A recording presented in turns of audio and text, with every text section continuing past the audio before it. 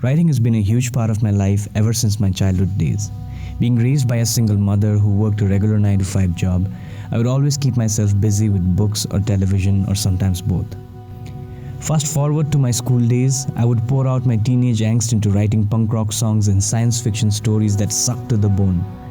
I pretty much left writing until my college days, when I somehow decided to write a romance novel which was so fucking cringy that I had to dump it down the trash. Perhaps it was my inclination towards creative pursuits or partying until 5 in the morning that led me to flunk the first year of my engineering college.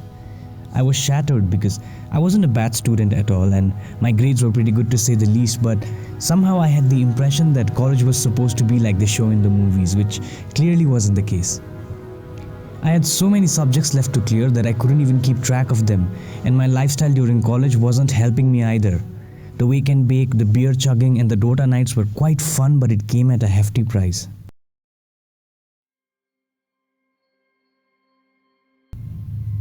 It was then when I decided to change the game. I went to a local store, bought a cheap notepad and decided to write down what I wanted to achieve in that current semester. I clearly specified how I would spend my time in order to achieve the set goals. I did not stop having fun, but the simple act of clarifying my priorities was life-saving. Within just a few weeks, I started noticing how having an agenda for the day had slowly started to increase my performance in the class. I continued journaling every day and ended up clearing each one of my backlogs that semester. A research paper titled Emotional and Physical Benefits of Expressive Writing states that writing about traumatic, stressful, or emotional events has been found to result in improvements in both physical and psychological health. People who regularly spend 15 to 20 minutes on journaling seem to have reduced anxiety, increased awareness, emotional regulation, and even physical healing. Researchers have also found that women with breast cancer who wrote positively or expressively about their experiences with the disease had fewer physical symptoms and fewer cancer-related medical appointments. It suffices to say that writing has the power to shape our psychological as well as physical well-being. Throughout history, journals have been extremely pivotal in changing the course of humanity. Take the likes of Marco Polo, Anne Frank, Marcus Aurelius, Leonardo da Vinci, Beethoven, Charles Darwin, and many more whose personal diaries continue to influence the way we think about the world. Some of the best journaling methods that have helped me navigate through the chaos of life are morning pages by Julia Cameron, future authoring by Jordan Peterson, gratitude journaling, and even something as simple as preparing lists.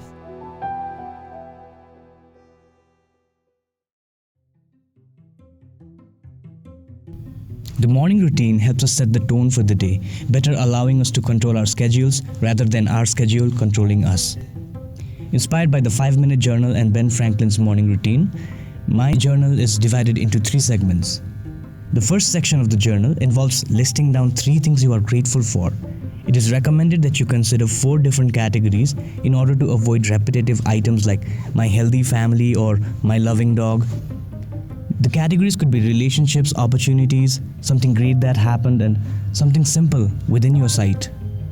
Starting your day with gratitude almost immediately changes your state of mind from reactive to a more calmer one. The next section involves listing down the 3 tasks that you need to do to thrive. Instead of having a long list of things to do, it is better to just write down the 3 most important tasks of the day and nothing more. These are usually the tasks that are making you the most anxious or uncomfortable. And then you can end your journal by writing a quote to set an intention for the day. There's something about pondering upon a quote that grounds you throughout the day. These are quotes that have the potential to change your thinking and behavior over the span of the next 24 hours.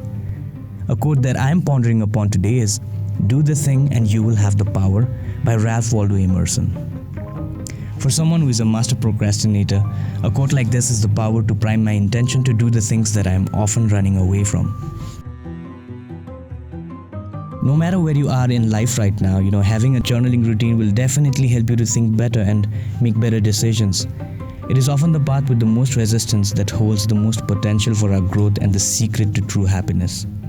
Having said that, it is never a good idea to take it too hard on yourself. The whole idea of journaling is to de-stress and not to make it a source of stress.